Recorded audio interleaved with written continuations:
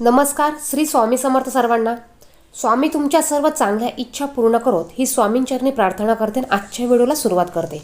तर बघा उद्या श्रावणातील शेवटचा बुधवार आहे. बघता बघता श्रावण महिना संपत आला आणि त्यातला हा उद्याचा शेवटचा बुधवार आहे. तर आपल्याला या श्रावणी बुधवारी एक उपाय करायचा आहे. आपल्याला तुळशी मातेला ही अशी एक वस्तू अर्पण करायची आहे की त्यामुळे तुमच्या डोक्यावर कितीही कर्जाचा डोंगर असू द्या तो कमी होण्यास मदत होणार आहे.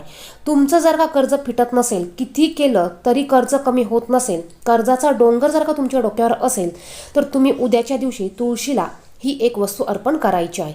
तर बघा, उद्या शेवटचा श्रावणी बुधवार आहे आणि बुधवार हा भगवान गणेशांना समर्पित आहे. बघा, बुधवारी आपण श्री गणेशांची पूजा करत असतो आणि आपल्याला उद्याच्या दिवशी म्हणजेच बुधवारी श्री गणेशाची पूजा करायची आहे.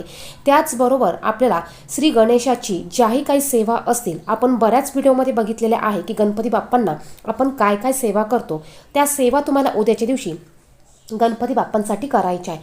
बघा, गणपती बाप्पा म्हणजे हे विद्येचे, त्याचप्रमाणे हे प्रथम पूजनीय आहे. कुठल्याही कामाची सुरुवात करण्यासाठी सर्वात अगोदर आपण गणपती बाप्पांची पूजा करत असतो आणि नंतर त्या कामाला सुरुवात करत असतो. तर उद्या आपल्याला गणपती बाप्पांची विधिवत पद्धतीने पूजा करायची आहे.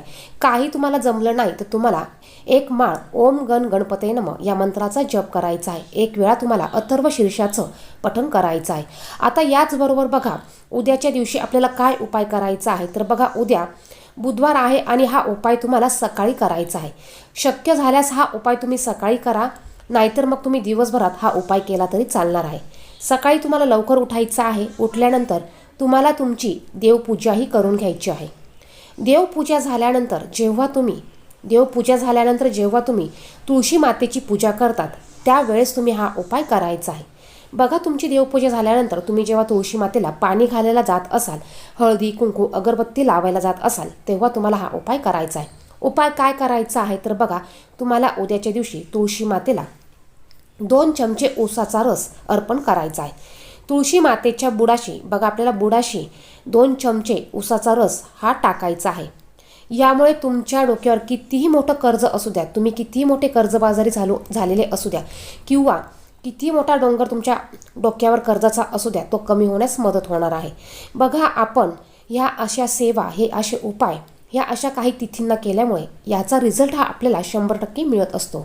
आपण कष्ट करत असतो, आपण मेहनत करत असतो. आपल्या कष्टाला, मेहनतीला आपल्या नशिबाची साथ देखील हवी असते आणि ही नशिबाची साथ मिळण्यासाठी आपल्याला हे छोटे मोठे उपाय अशा ह्या विशिष्ट तिथीला, विशिष्ट दिवशी करायचे असतात. पवित्र असा हा श्रावण महिना आहे आणि हा श्रावण महिना आता संपत आलेला आहे.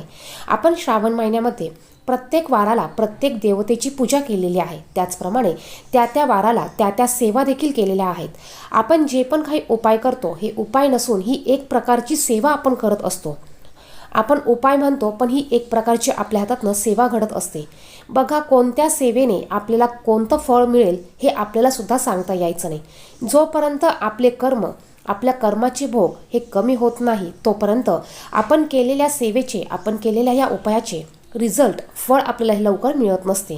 त्यासाठी आपल्याकडनं जेवढे शक्य होईल तेवढे उपाय, जेवढी शक्य होईल तेवढी सेवा ह्या अशा विशिष्ट दिवशी, विशिष्ट तिथीला, विशिष्ट महिन्यांमध्ये करायची आहे. तर उद्याच्या दिवशी तुम्हाला तुळशी मातेला ऊसाचा रस हा अर्पण करायचा आहे. जेव्हा तुम्ही सकाळी देवपूजा झाल्यानंतर तुळशी मातेची पूजा कराल त्यावेळेस तुम्हाला हा उपाय करायचा आहे. आता याचबरोबर तुम्हाला आणखीन एक उपाय करायचा आहे. तुम्ही तुळशी मातेला जेव्हा पाणी अर्पण कराल त्यावेळेस तुम्हाला त्या पाण्यामध्ये केशरच्या काड्या टाकायच्या आहे आणि असं केशर मिश्रित पाणी तुम्हाला तुळशी मातेला अर्पण करायचं आहे.